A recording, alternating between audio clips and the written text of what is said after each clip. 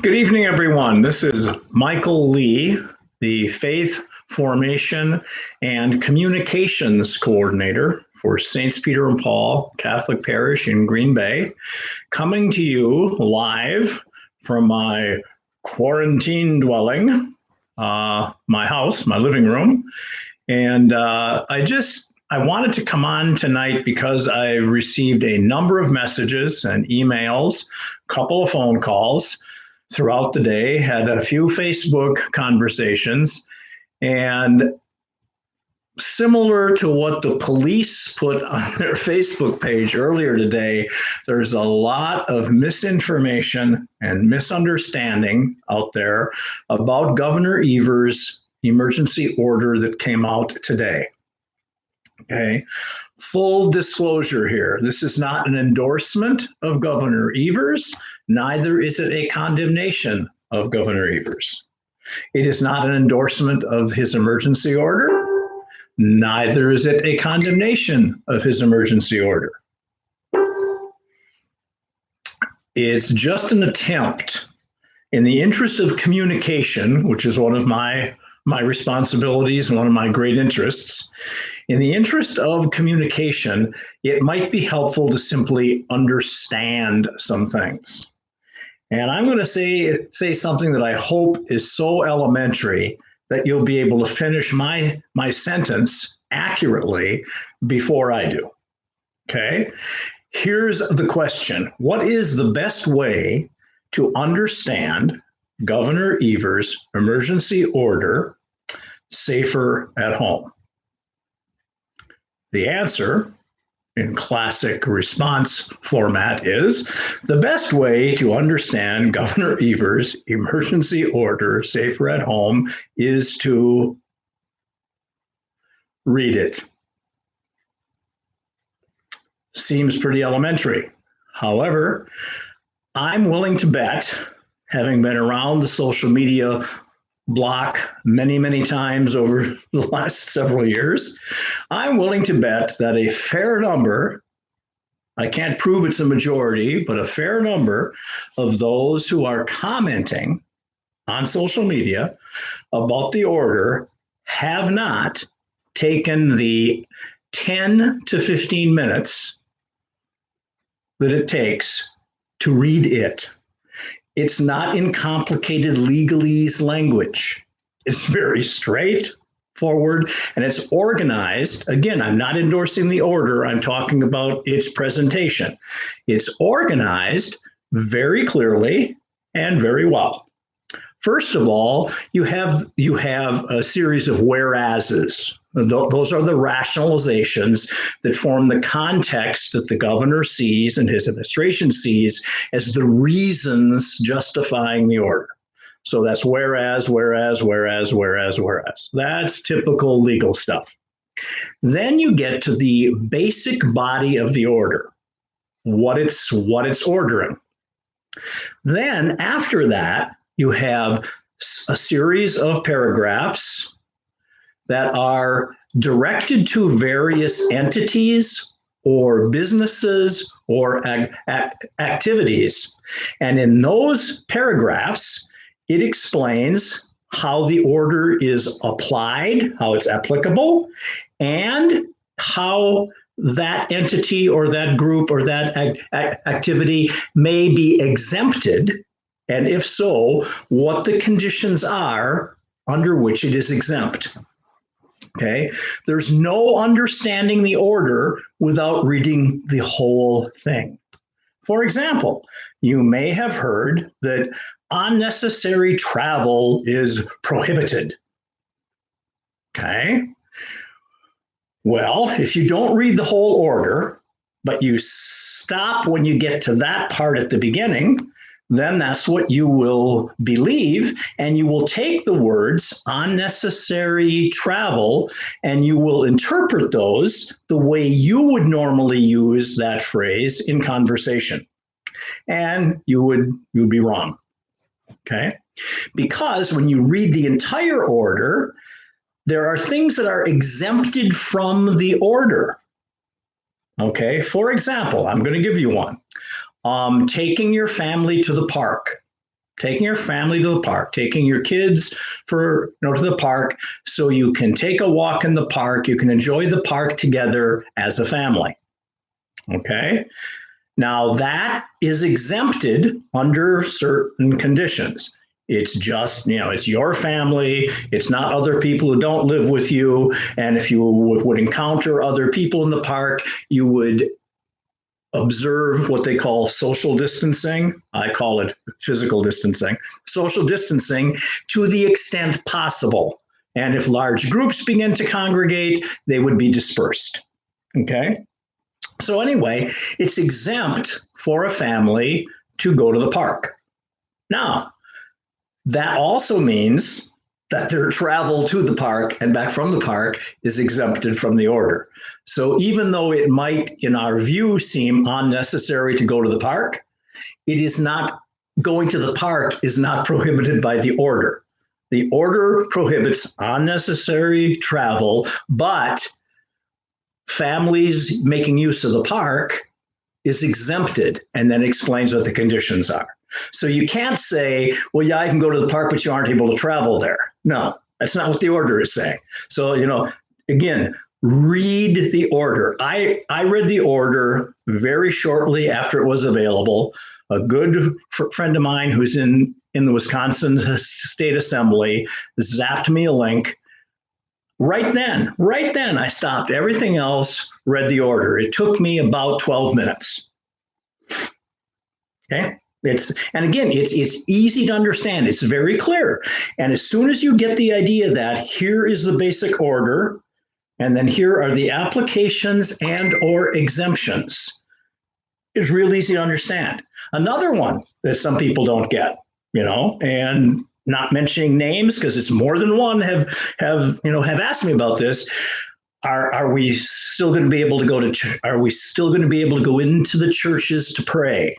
Okay, because that many of the churches have been open for a designated period of time for people to go individually for private prayer. Okay, and again, you keep an eye on it to make sure you don't get a crowd in there. You can't have it must be less than 10 in a room or confined space at one time. So in keeping with that, for example, we at St. Peter and Paul's have had our church open from 9 o'clock in the morning to about 11:30. And we've never had a situation where we had to go in and ask anybody to leave because we had too many. And they spread out nice, and it works just fine.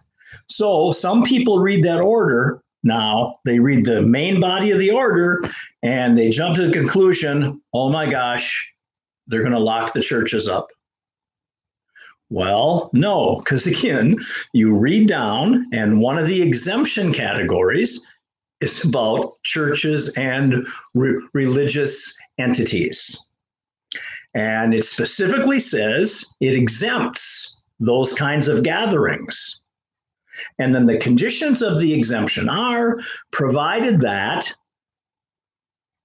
there are that any such gatherings include less than 10 people in a room or confined area.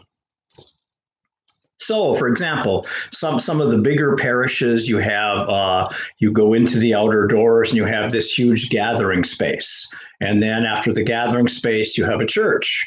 Well, based on the understanding of the order, if you had, let's say, 9 people in the body of the church praying, and there were a few less than 10 out in the gathering space, you would not have a violation of the order. Those are 2 distinct rooms, and you don't have more than 10 in one room or confined space.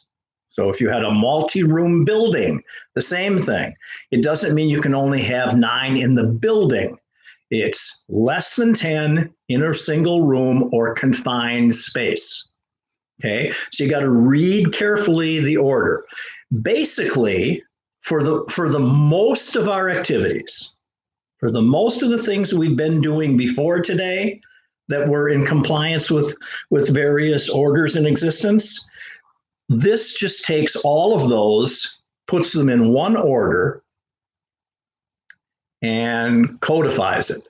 Now, what it does, actually, people say, well, what was the point of the order? Well, from a legal standpoint, the point of the order is within the context of the order, it specifically gives the authority to the police and the sheriff departments and the other law enforcement entities that exist, in the municipalities and cities and townships and villages of Wisconsin to enforce the order as necessary.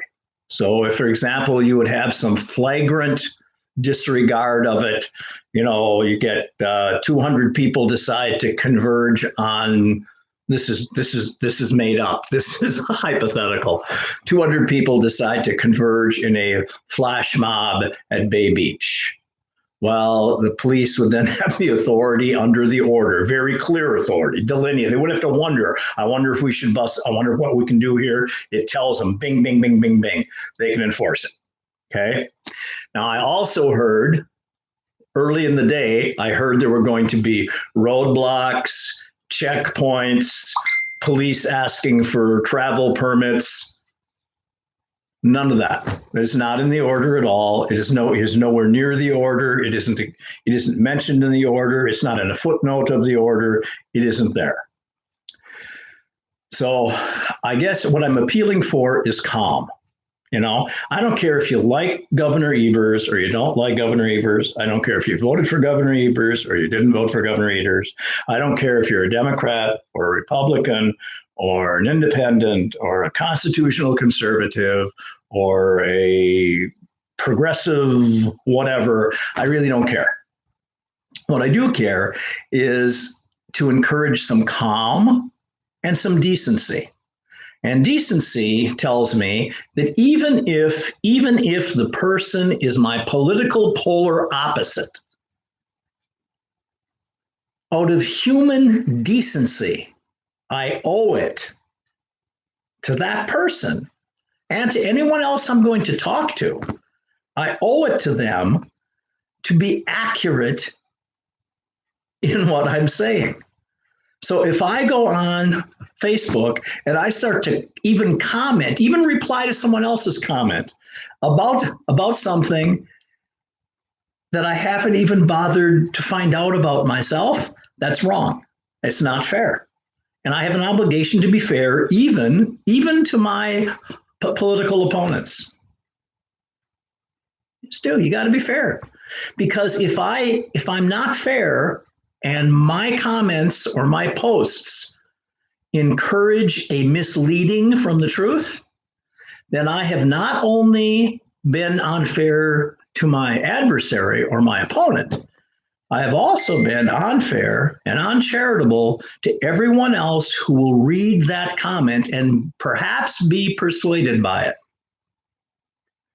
It takes you 10 to 15 minutes to read the order.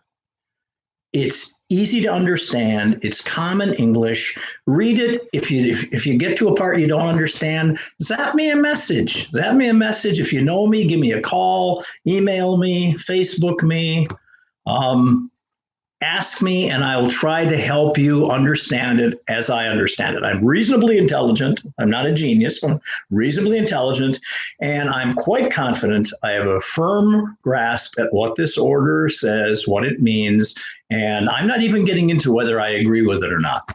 It's immaterial. It is. The order is, and it appears to have force in law, and therefore we have to deal with what is.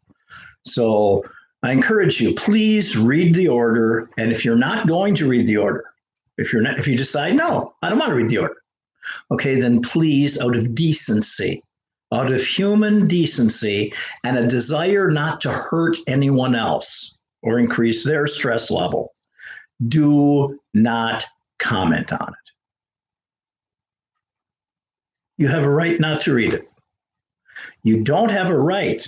You may have the freedom, but you don't have a right to mislead others because you choose to be ignorant. And I'm not saying dumb, stupid. Ignorant means not knowing, because you choose to be ignorant of the order, and yet you choose also to comment on it as though you were cognizant of the order. That's not right. That's not right. And you hurt people. You hurt some of the very people you would want to be helping. Okay? So, friends, neighbors, countrymen, read the order. And if you got questions on it, ask somebody who knows, ask your assemblyman, ask your state senator, send me a message, ask me, I'll try to help you. If I don't know, I know at least one senator and at least one assemblyman. I'll get you an answer. Okay? So anyway, calm down. Things have not dramatically changed in terms of what's allowed or what isn't allowed from what they were before this order existed. It simply codified everything into one order and then made all the exemptions. And it's so clear. All the exemptions are right there. So if you read it, you'll probably find out that the thing you were terrified of, this, oh, now they're forbidding XYZ, probably is exempt. Some things aren't. Some things are not exempt. Okay. But most of the things you were doing yesterday, you can still do today and you can still do tomorrow. And that's the other thing. The order really goes into effect tomorrow. It begins Wednesday and it's scheduled to end April 24th. Okay. But there's no drastic change to what you're allowed to do tomorrow as opposed to what you're allowed to do today or yesterday or the day before. Okay. So I hope everyone can, I hope people find this reassuring, and I hope they find it comforting. And I hope that if you have an interest in understanding the order, again, whether you agree with it or not is immaterial. If you have an interest in understanding the order, you will simply take the suggestion and read it. It's available online. It's available on our parish Facebook page. I posted on my Facebook page. You can find it easily enough. You can just go to any web browser page and type in Governor Evers Safer at Home order. Boom, you'll come up with a link to the PDF and you can have your own copy and read it. Okay. Thank you very much. God bless you. Stay safe. And hopefully this all is done soon and we can get back to more normal, gradually more normal kinds of life and living. Okay. Have a good night now. Bye-bye.